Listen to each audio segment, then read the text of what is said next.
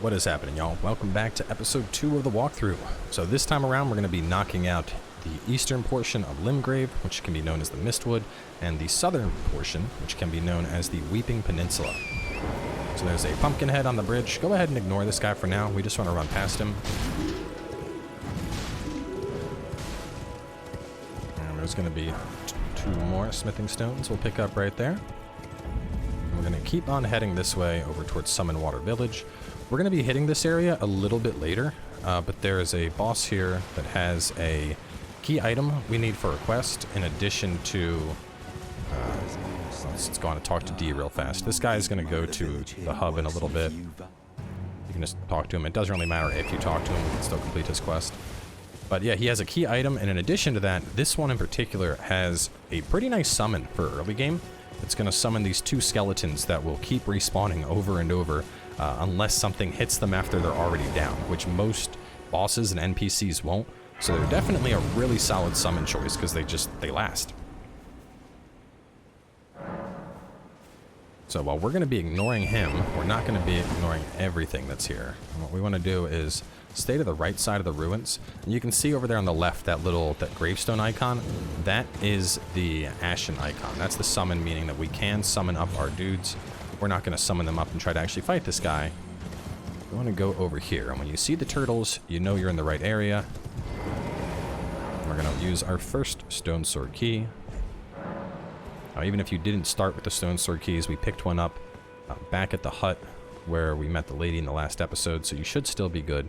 But you can kill these turtles if you want for turtle flesh. It's used for crafting a couple different things. But the real reason we came here is to pop this chest open and get ourselves a juicy first talisman, the green turtle talisman. This is going to boost your stamina recovery speed for my Souls veterans. You may also know this as the Chloranthy ring. Super useful item, almost regardless of what build you're on. You know, you can never go wrong with stamina regeneration. So from here, we're going to head south, and once we get to the cliff edge, you can ignore this guy. This is going to be a cerulean scabbard. You can always tell based on the color. The red ones, and not just the orb, but the scarab itself. The red ones are going to replenish your flasks. The blue ones will replenish your other flasks. So keep an eye on what color the scarab itself is to know if you're going to get an item out of it. So I'm just going to come right here. I'm going to grab these things real fast. Now, we're not going to be immediately popping all of these runes for levels.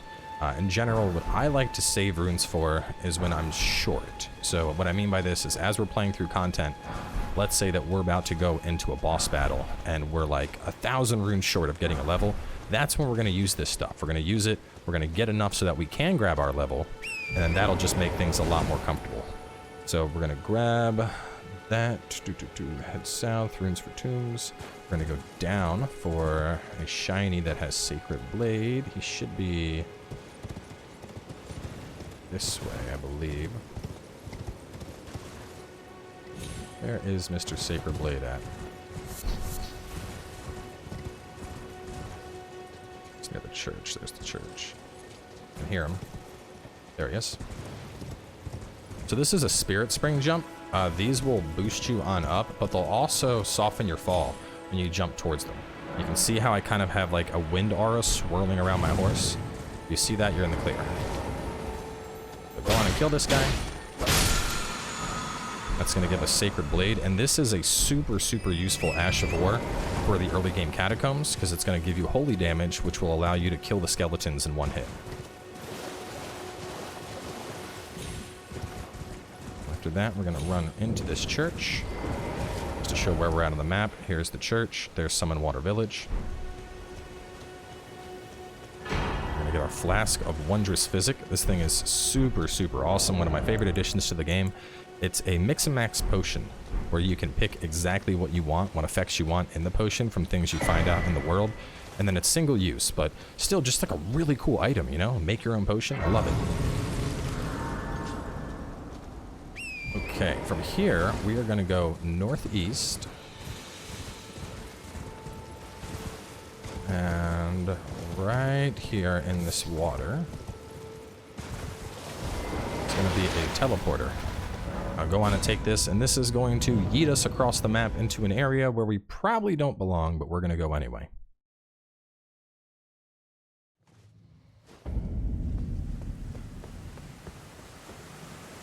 Now, those of you that played the network test, I'm sure you remember how awesome Beast Claw was. Super cool ability. This is the NPC you get that from. But to get Beast Claw, you need to feed him a bunch of death roots. Death roots drop from the Mariners, and there's a couple other locations throughout the world that have them. But that guy at Summon Water Village that we could have fought, killing him is going to get us the item we need to give to this guy. But there's no reason to interact with him right now. We can't, you know. You could interact with him right now, but don't worry about it. Do not try fighting this gargoyle. He will absolutely beat your ass at this point in the game. He does drop a really nice sword for faith builds, though. Has a really cool weapon art. I used it a lot in my own playthrough. Grab a seed. And I would not suggest trying to fight these guys right now. They can basically instant kill you. We're just going to keep hauling this way, and we're trying to run to that grace you see right there. In fact, we're not going to be fighting like anything out here. Just going to get this. There is a Ash of War you can get from a shiny ball over there, but at this point in the game, it's going to take you a lot of hits to kill it, so I wouldn't recommend it. So as we rest, she is going to show up. Go ahead and run through her dialogue. She's going to take us to the Roundtable hold. There is, but I can take gathering plate. Very well, let my hand.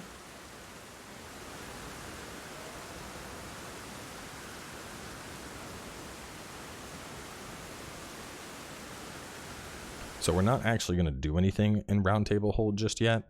We're gonna come back here later, but think of this as your central hub. So you can see an icon on the left. That means you can't attack here, so don't worry about accidentally killing any NPCs. But yeah, we have other stuff we're gonna do, so we're not even worried about that right now. We're gonna jump back out over here to the Farum Great Bridge. After we have done our loop around and grabbed all the starter stuff, then we'll go to that area. So next, what we're going to do here is we're going to go north and then loop around this rock. And this is going to be an early farming area that we're going to take you to. Now, I've got to give credit to Boomstick Gaming. He's the one who actually found this little spot. Prior to knowing about this, I was killing these little dudes out here that would jump on you, because you get 1,000 runes per kill with them. But this is definitely a safer farm, and one that I think is a lot more beginner friendly. So we're just going to head on over this way. There's little poison things on the ground, so be a little bit careful as you're running through, and you'll avoid those just fine.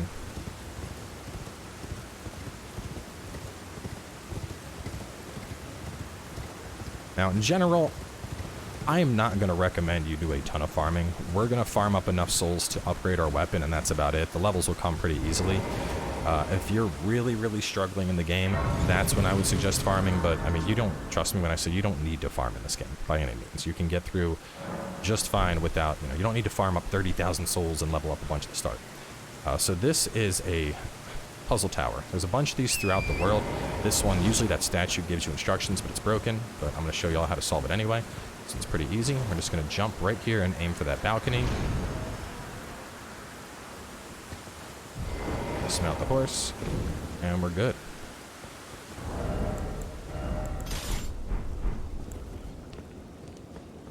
Run on up here. And this isn't really needed on our build, but those mage builds will benefit from this. This is going to get you an early memory stone, and that is going to increase the amount of casting slots you get. So it's really nice to snag one of these early so you can start getting your the amount of cast you have available up. And there's another one of these that will snag within a couple episodes to have you at 4 casting slots, and then one that we could buy from a merchant that'll have you at 5 casting slots. And if you can, I mean, if you can use more than 5 spells at this point in the game, honestly, that's impressive. Because I don't think I know of 5 spells at this point in the game that's even useful, but we're going to get it either way. And real fast, I'm just going to run down here. I don't believe there's anything, but we didn't check in the prep notes, so I just want to confirm. Oh, we have that guy. Yeah, I don't know if you can even kill him at this point. Actually, no, don't kill him at this point. We need him alive. We need him alive. I'm pretty sure that's the guy that summons the ball, because I remember trying to remember how to stop the balls, but we want the balls. So I know you're like, balls, what is he talking about? We're going to show you the ball farm, and this is the one that Boomstick discovered that we're going to talk about. So the balls are being summoned by that thing that's in there. If you kill that, the balls will stop. But what we want to do is just run down here, and right about the time we get over to these rocks, You can hear it, and we're going to cut, and we're going to turn to the right. And that ball is going to fall off. Just keep looking in the direction of the ball, and you can see that you're going to get a quick 2,000 souls. So at that point, you can warp back to Lenny's Rise, and you can do this on rinse and repeat. You can do it as many times as you need. Like I said, I don't recommend just being like, you know, you don't need to sit here and farm up a ton of souls to get super powerful in the early game. But if you're short and you need a couple souls to upgrade your weapons, I think it's worth it doing that. Now, it's important that you watch the ball go off the cliff. If you don't see it go off the cliff, it's not going to give you the souls. So let's see. From here, we're going to hop back over to our church. Yeah, you're already seeing just how big this world is. The craziest thing is this is the distance we see is maybe like 15% of the total world. There's so much to this place. So we're going to go back to this church. Do back to church in East Limgrave, talk to dude, then hit the map fragment. Oh yeah, what's his face? Talk to him. So we are going like this way, and then we're gonna go this way.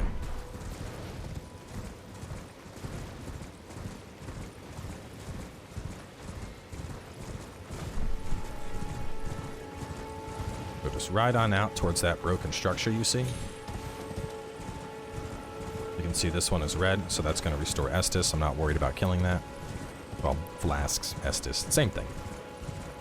I'm going to end up calling Rune's souls and Grace's bonfires. It's like muscle memory at this point. Hello? Is anybody there? Someone who might be interested in rescuing the great cat? So go on and just talk to this guy. He's going to give you a quest to clear out an area down south. We're going to do that, but we just need to, you know, my fort, blah, blah, blah. I'll give you a reward. That's good. I'll take that off. And now we're going to head down here and get a map marker. So when a map is unveiled, you can usually see these icons. You can't see it in underground zones, but any other zone, those icons are what are going to unveil the map. Now this area is known as the Mistwood. It is an early game area, but there are these things that I've decided to call rune bears because I fought one that was a boss and it was called rune bear. I would not mess with the rune bears right now. Just to point this out, this is like a treasure ghost. It's weird. They'll summon. I'm going to show it. I already know where it goes, but it's going to summon this guy who's going to walk a couple steps and disappear, and walk a couple steps and disappear. And if you feel like spending 5-6 minutes following him, he's going to lead you to some treasure. But we are not worried about that. Instead, we are just going to head on over here. We're going to pick this up. You can try and grab that. Do not fight the bear. Nope, don't fight the bear. Gotta get a little bit of distance here before I pull up the map. There's a couple things we're hitting out here while we're over here, but I don't want to be in combat while I'm doing it. Alright, that howling is good. We want to go over there. So that howling is an NPC. We're going to come back later to interact with him, but for now, there are some things we want in the Mistwood ruins. Now this place has one of those big old bears that I was talking about, so you're going to want to be careful. Do not poke the bear. We can go here. I would suggest staying crouched. Keep the bear asleep. That. Hit the thing from the chest.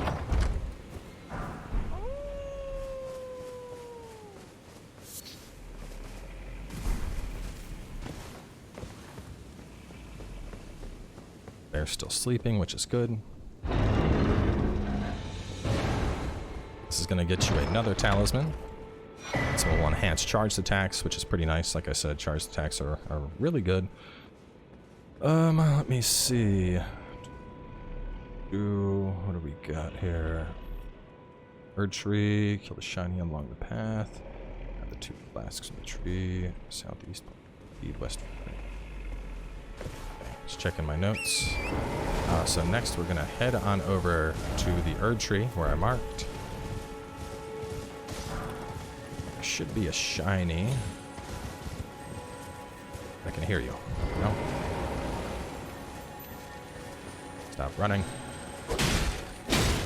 If for some reason one of these ever gets away, all you need to do is just system here, quit game, and then when you reload in the game, it will be right back there. They're very similar to the things that we're able to spawn. Now, there's a bunch of them near here, but these are not ones that we need to worry about killing at all. And if you want your flasks, you want to beat it down. But we came over here to get access to these two things. Now, while you're over here, you know, let's just get it. I guess it wouldn't hurt to get it now. It'll save us some time later running back here. This is an area I would not recommend you do anything with for the time being. But we can go down and get the very first grace, and then we'll just come back up.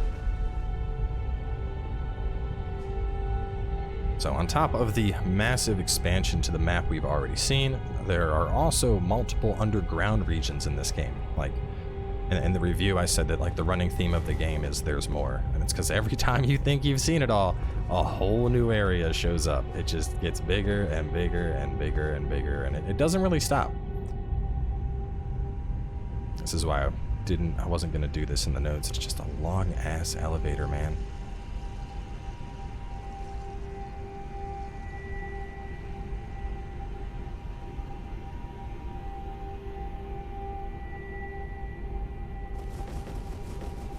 So how y'all doing today? Kind of looks like a tired Orlando Bloom a little bit.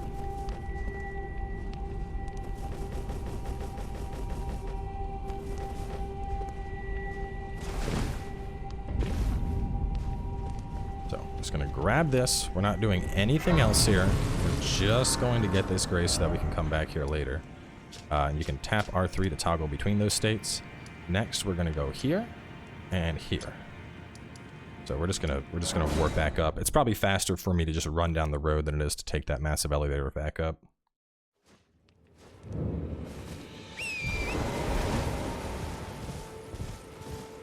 One thing that I didn't notice in my first playthrough, but with the horse, you only need to tap circle once to basically put the horse into sprint mode. You don't need to hold it to run like you do with your character. Just tap it, and then your horse is already sprinting. Any additional taps is like a brief dodge to get out of the way of stuff. Though I will say I'm not sure if it gives you iframes. I don't believe it does, but anyway, point being, horse go fast.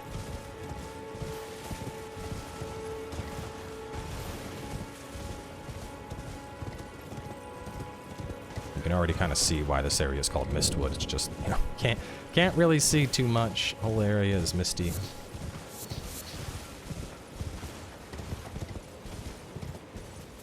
This cliff looks a little sketch. There we go.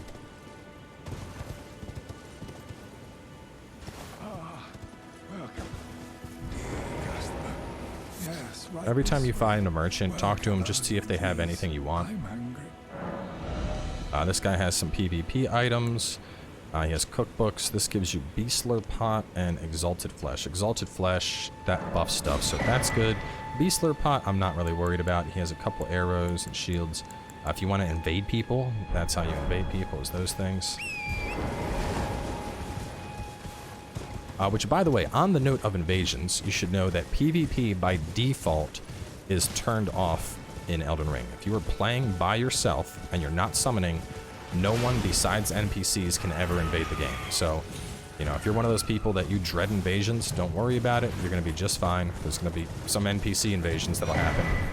But players won't come into the game to try and attack you unless you have summoned help. Now, all of the strategies we're going to go through on the bosses and whatnot are going to involve either Ashen summons or occasionally NPC summons, so you shouldn't need to summon anybody for help, but that's something to keep in mind. If you decide, hey, I want to play with my buddy, you have suddenly opened the door to other people coming into your game and trying to kill you. If you don't like it, that's too bad. That's part of the game. Just like part of the game is you can summon and play with your friends, part of the game is somebody else gets to come in and try and kill you. So keep that in mind. Which, to talk about that briefly, so this is going to put down your sign for someone else to summon you. This will send it to a bunch of places. There's also PvP versions, but we need a certain item that we don't have yet that'll basically enable it. It's called a fur crawling finger, and after you hit the fur crawling, it'll then enable it so you can see signs at summoning pools and just throughout the world. That is like your I want to do co-op item, so that enables it. that. Grab that. Okay, third grace point for runes, and then back to grace, back to Gatefront. So let me get out of the way of these wolves. Should be good. I just got to go far enough that I'm out of combat. That sound means I'm still in combat. I guess we could hop up here and hit this real fast, but there we go. These off, and we're gonna go back to, well, let me look at my notes. Head on south. Grab the gray sombering, continue south. Yeah, we'll do this. We'll do this. I don't want to deviate from my notes, because like in my head I'm like, oh well, this route could be good, but if I deviate from my notes, I know I'm gonna end up missing something. It's gonna stay on the notes. Now there's a couple things here that are important in Gatefront. Like I said, we're not worried about we're not doing content yet. Right now, this is all still, this is preparing.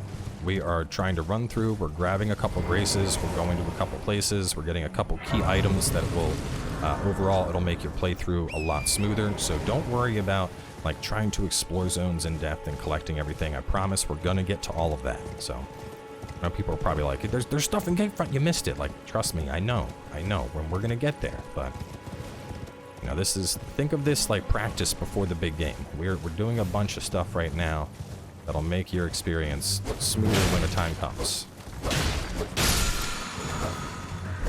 Kill that. There's a one upgrade thing here we'll grab.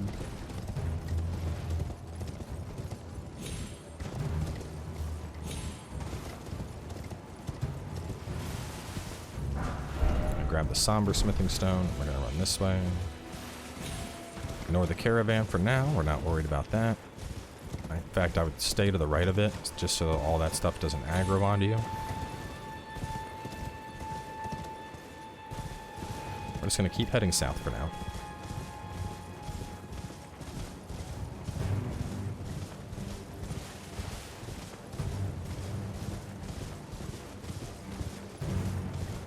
Probably the biggest risk at this point are going to be these dudes on horseback, because they will try and chase you down, so just be aware of them.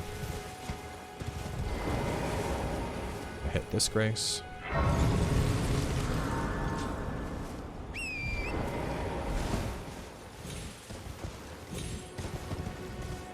we're going to run this way, continuing down towards the Weeping Peninsula. We're going to grab the map down there and grab a couple of important items.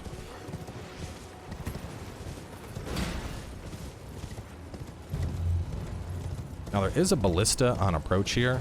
I have never been hit by it. These guys are super inaccurate, but, you know, just wanted to put it out there, just so people are aware of it. As you can see, flew right over my head. We're gonna grab that. It's Tim. Grab that stone sword key. This way. And welcome to the Weeping Peninsula.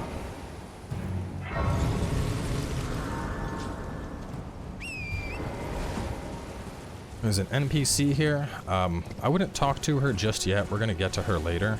I'm not exactly sure if her quest has a trigger with the other regions we're going just yet, so I would just wait. In my notes, I waited to talk to her. I would suggest you do the same. Right here. Grab that. Morningstar is a fantastic early game weapon. In particular, anything that can do bleed damage is going to be super, super good in this game. Bleed is HP percentage based, so it is one of the best things in the game for fighting bosses. And you don't need to go like all in on it, you know? You don't need to be like, oh, bleed's good. Cowboy said bleed's good. I'm going arcane build, baby. Like, if you want to, sure, but you don't need to go all in on the bleed. Just having a weapon that has some bleed is going to be enough.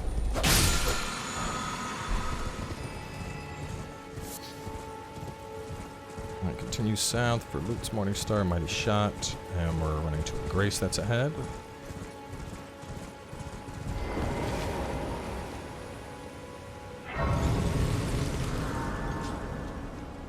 As always, when you find a merchant, talk to him, see if there's anything you want. So cracked pots are always good. We don't need that note. Crimson Amber Medallion if you want it. I don't think it's worth it. Stone Sword Keys, always worth it. But we're going to pick up that. And what else did you have? The Bastard Sword. 1610. It's not bad. Not bad at this point in the game, but we get the Claymore in a little bit, which is the superior version.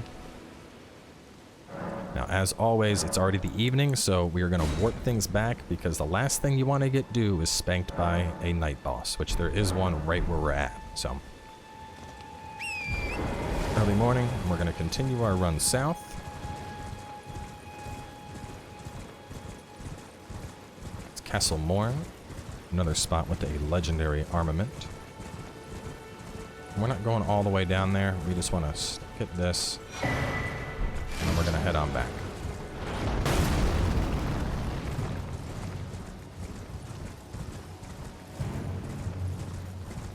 Right, so we're just running back onto where we saw that grace. And now what we want to do... Well, let me just rest at the grace so I'm out of combat from that archer.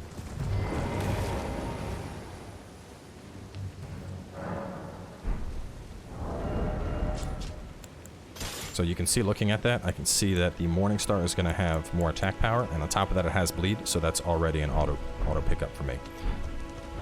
So we have the map now, and what we're going to do is follow this path, and we want to swing into this village for a key item.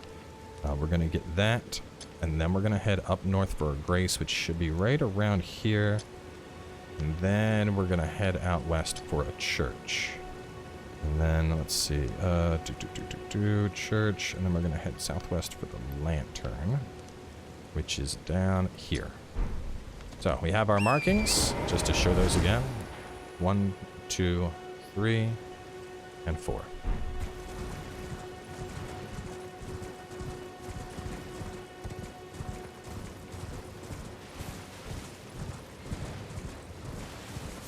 Now, even though I am suggesting you play with a quality build, and I will be playing with a quality build for this series, I am going to go out of my way and show y'all where a starter item is for pretty much every build style.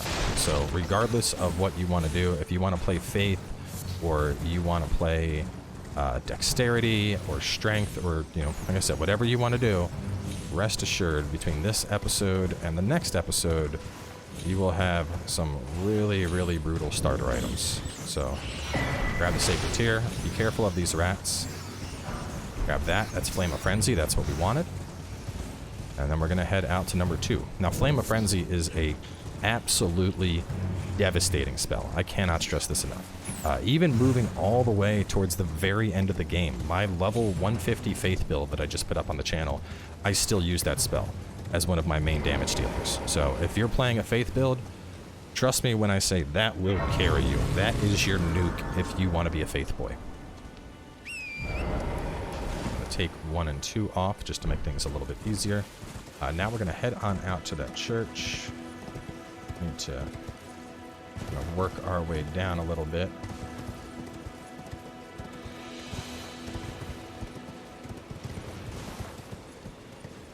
That looks safe.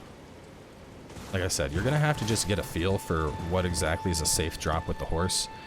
There's some times where I think it's going to be a safe drop and it's not, but you know, that's one of the few things that I can't really teach you. There's, you know, it's something you just got to learn to gauge on your own, whether or not a drop is going to kill you or not.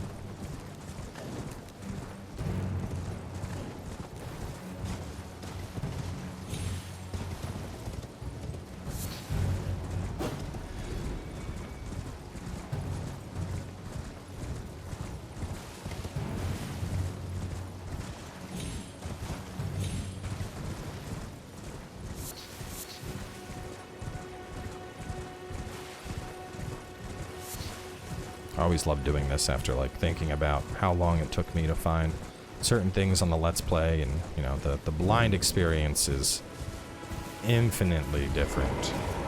It's crazy to think, you know, the start we're getting right now is just leagues ahead. I mean, we're talking like JV ball versus professional baseball. That's the level of difference in the start we're giving ourselves now versus how things went in the Let's Play. And that's why I also tell people, man, people are like, can I follow this as a guide when they're looking at the Let's Play? And I'm like, I mean, I don't think you should.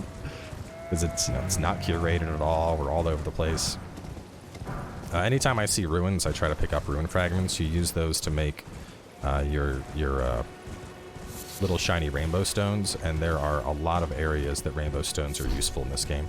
Not even just like, you know, invisible walkway type stuff, which obviously they're useful for that, but there are a lot of dungeons that are easy to get lost in, and so having the rainbow stones as breadcrumbs to mark where you've been makes things really easy. Now this is a mausoleum. Mausoleums can be used to duplicate a boss remembrance, which is basically the soul of the boss. So if you get a boss remembrance, and let's say the boss has a weapon that you really want, but he also has a spell that you really want, you can go to these and make a second boss remembrance so that you can get both of those items. In a similar fashion, if you don't care about either of the boss's items, but you want free souls, duplicate the boss's soul and then gobble them both up.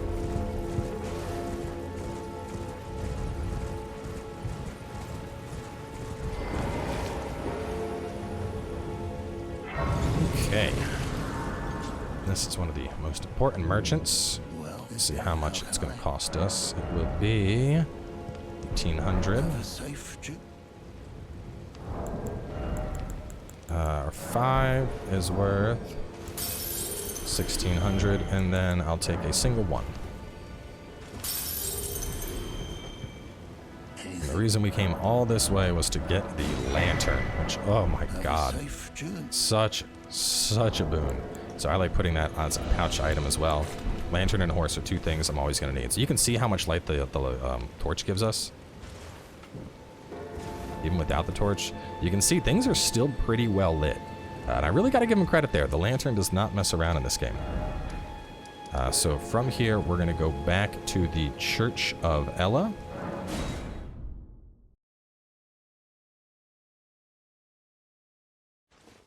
Oh, hang on. Actually, there's one I missed while we were down there. Well, we'll get it later. There's another church out here that we can get a sacred tear from, but there's also a bunch of, there's like stuff and a boss and a thing, so we'll just save that for later. So we want to talk to this guy. Wait, well, you're back. He's gonna have some dialogue about howling in the Mistwood. Next time you hit, don't fret, I just have it. He's gonna give you finger snap, which is what we want. Bye. We are going to warp. Let's go Fort Hyatt West.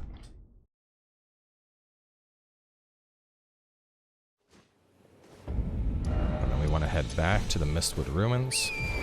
Same as before, we're going to avoid the bear, but we're going to summon down an NPC, and he's going to help us kill our first mini-boss and get the weapon that I would like to use for this playthrough.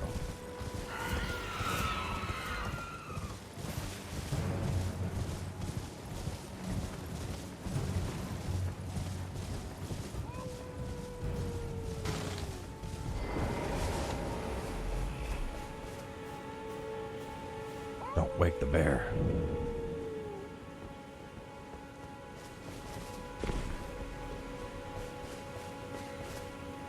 There he is up top. We'll switch this to finger snap. Where's it at? Point.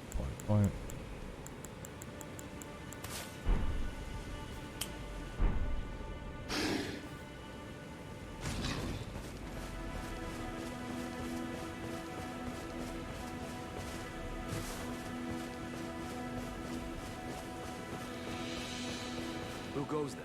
Callu sent you, did he? Maybe to him. The name's Blaidd. He fled somewhere nearby. Come tell me if you find him. If I can offer you, darriwil, and in need of a fit.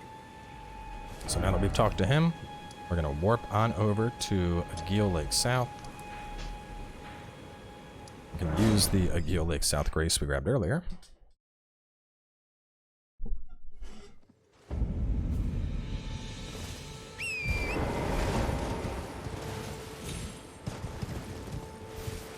We are going to go into our first ever jail. Now these are prisons that are around the map.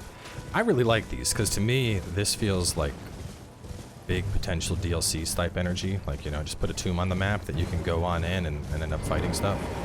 You know, they can do so much with these. It's just like boss arena on demand. But so if you talked to Blaidd, you'll get this. Summon him up. And then we're going to fight our first boss. So I know I didn't do the Crimson Crimson Tears, we don't have a lot. You're probably not going to need it. For the most part, he is going to take care of this fight for you. You might need to get like 1 or 2 hits in. No. This is where it ends for you.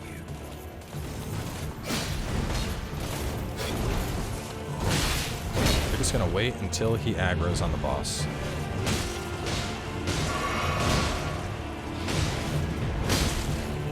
This guy moves very fast, so don't get too aggressive.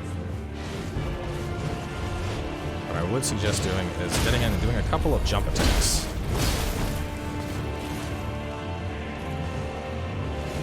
You can see Blaidd is healing himself up, so he'll keep on this dude. If he falls down, get a charged heavy. When you get that, you can get a critical. But don't get greedy here. No matter what, this is largely up to Blaidd to kill. We're just trying to get an early weapon. There we go. Got the knockdown. That gives us a critical follow-up. And then while he's recovering, we can charge up another heavy. And he's down. And the Bloodhound's Fang is what we wanted. So, from here, we are going to, well, it's going to auto-warp us out. But that is going to be a wrap on our second episode. So at this point, we have a couple starter things. We've unveiled the full map of this area. You're going to want to go back to Stormhill Shack at this point.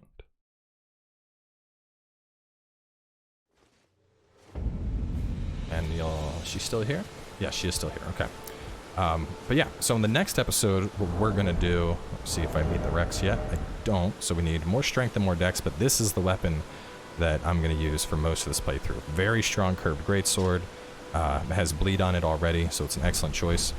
But just to give you all an idea, on the next episode, we're going to go up into Liurnia, which is the northern region, and then we're going to go on out into Callu, which is the eastern region, and we're going to pick up some upgrades for those of you that are playing as a mage, and those of you that are playing as a strength build and dexterity build. So stay tuned for that. I'll have it to you in, I don't know, maybe a day or so, and I'll see you all then.